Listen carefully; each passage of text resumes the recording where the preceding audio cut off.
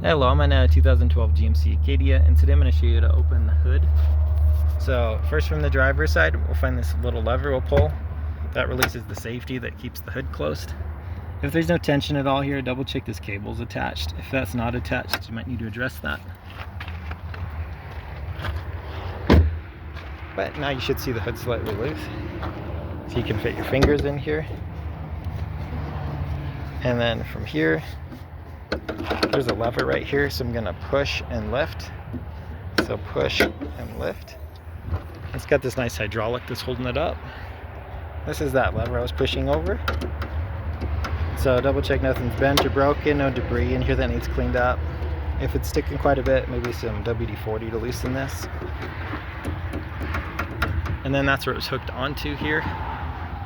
And then double check your hoods in proper alignment too, because if this is crooked, that could also cause issues.